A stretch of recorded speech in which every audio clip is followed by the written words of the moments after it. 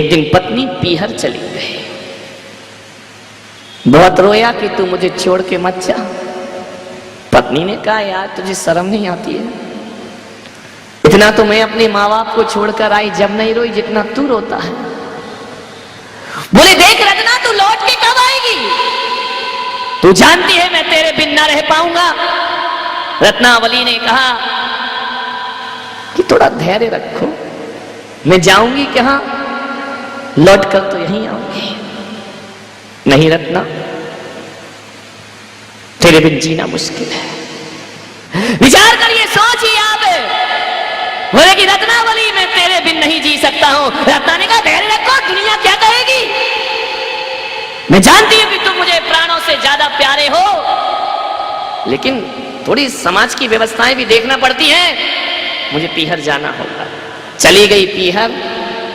बरसात के दिन, अमावस की काली रात, 12 बजे रात तक सो ना पाया। 12 बजे रात को भागा ससुराल की तरफ। एक बार तो मैं रत्ना को देखे बिना सो नहीं सकता हूं, जी नहीं सकता हूं, मुझे जाना होगा। मूसलाधार बारिश, वो कोई दिल्ली तो थी नहीं कि पूरा चौमासा बीत जाए और पानी को तरस जाए। वहां तो मूसलाधार झमाझम बारिश हो रही थी। अमावस की काली रात, बिजली चमक रही है। दौड़ा दौड़ा भागा, भागते गया। क्या देखता है कि नदी उफान पर है। सावन भादों की बरसात और नदियों का उफान, तटों को तोड़ करके बह रही है नदी। देखा कि मुझे जाना तो जरूर है, लेकिन जाऊं कैसे? रात को 12 बजे कौन मुझे उस पार करेगा? नदी पूरे जोश में है, नदी पूरे उफान में है।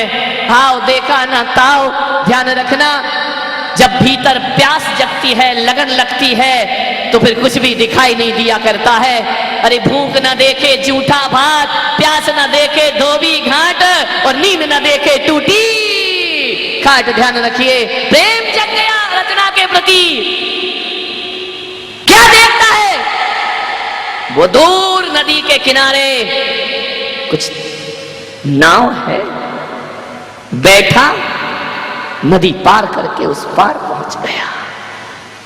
जैसे ही उस पार पहुंचा, 12-1 बज रहे हैं, सन्नाटा है पूरे गांव में। कोई बहुत बड़ा शहर ना था वो।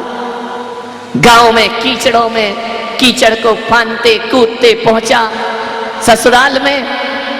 क्या देखता है कि खिड़की खुली रखी है। मनी मन सोचता है कि रत्नावली तू भी मेरे बिना नहीं रह सकती है, तू भी तो मेरा इंतजार कर रही है ना, इसलिए तो खिड़की खोल करके सो रही है। दरवाजे से जाऊं तो सास ससुर क्या कहेंगे कि 1 बजे रात को तू चला आया? कैसे जाऊं ऊपर? एक टिमटिमाता सा दिया मध्यम सा जल रहा है। खिड़की ऊंची है, चढ़ूं तो कैसे चढ़ूं? एक रस्सा लटक रहा है, रस्सा पकड़ करके चढ़ गया ऊपर। खिड़की से अंदर कूदा। रत्नावली देख मैं आ गया हूं।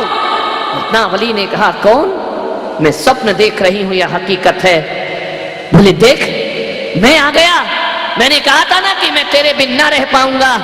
रत्नावली ने देखा, पैरों तले जमीन खिसक गई। अमावस की काली रात, झमाझम बरसात, नदियों में उफान। रत्ना ने कहा तू इतने बजे कैसे आ गया? अरे आना था पागल तो दिन में आ जाता, ये चोरों की तरह क्यों आया है? तू आया कैसे? दरवाजे तो सारे बंद हैं, तू कमरे के अंदर कैसे आ गया?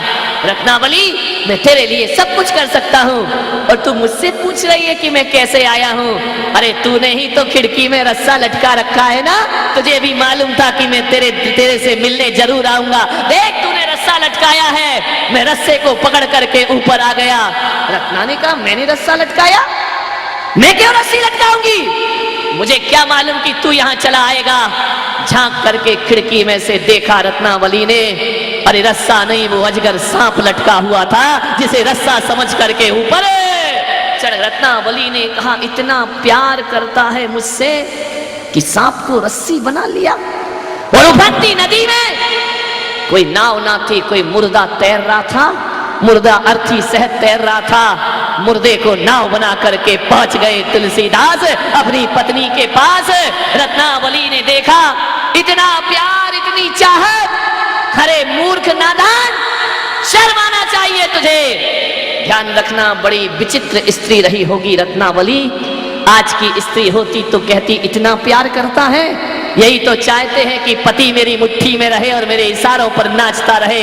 कोई मरण धर्मा स्त्री होती तो कहती कौन से जन्म का पुण्य था जो मुझे ऐसा पति प्राप्त हुआ है। वो कोई साधारण स्त्री ना रही। उसने देखा और कहा कि मूर्ख रत्नावली, मैं मूर्ख? देख, इतना प्यार तो दुनिया में कोई किसी को ना करता होगा। रत्नावली ने कहा यही देख करके तो हैरान हूं, ऐसा प्यार में डूबा है कि सांप को रस्सी बना लेता है और मुर्दे को नाव बना लेता है और तैर करके आ जाता है।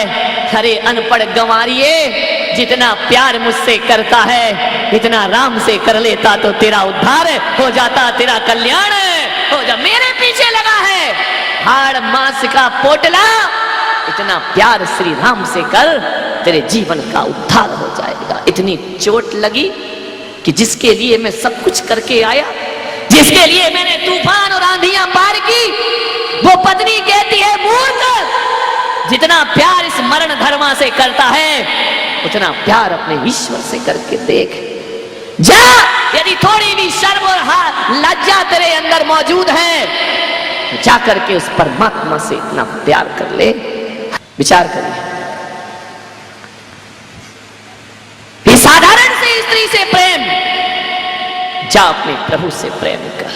एक चोट लगी भीतर, ध्यान रखना, जब दीवानगी होती है, जब प्रेम होता है, लाख दुनिया समझाए समझ में नहीं आता है, गुरु समझाए तो भी समझ में नहीं आता है, इसको भी नहीं आ रहा, ना आएगा जिंदगी में समझ में। विचार करिए, सोचिए आप, समझ में ऐसे नहीं आता है। मालूम है समझ कब आता है?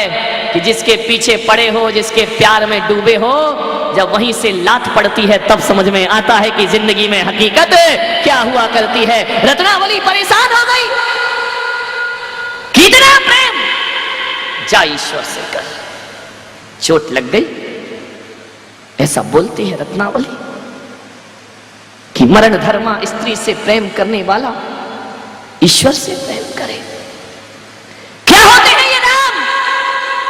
रत्ना ने कहा कि जा, इतनी सी भी शर्म हया और इज्जत मौजूद है, लज्जा मौजूद है तेरे भीतर, तो निकल जा इसी रात मेरे घर से बाहर। ध्यान रखना, एक शब्द चोट कर गए, चले गए जंगल में। और रत्ना नहीं, हालांकि रत्ना भी रा से शुरू होता है और राम भी रा से शुरू हुआ करता है, लेकिन दोनों के नाम में बड़ा अंतर होता है। रत्ना रत्ना जपता है तो संसार में भटकता है, और राम राम जपता है तो बेड़ा पार हो जाया करता है। राम राम जपने बैठ गया, सकल कामनाओं को देता चुनौती चला वियोगी। पत्नी के वियोग में डूबा, सकल कामनाओं को देता चुनौती चला वियोगी। काम कामना और कामनी से निंदित होकर उपयोगी। बुझ जाती हृदय की प्यास, अगर गले लग जाती रत्ना, तो कैसे होते तुलसी हुलसी सुत तुलसी दास, अगर मिट जाती प्रेम पिपास। ध्यान रखिए, विचार करिए आप,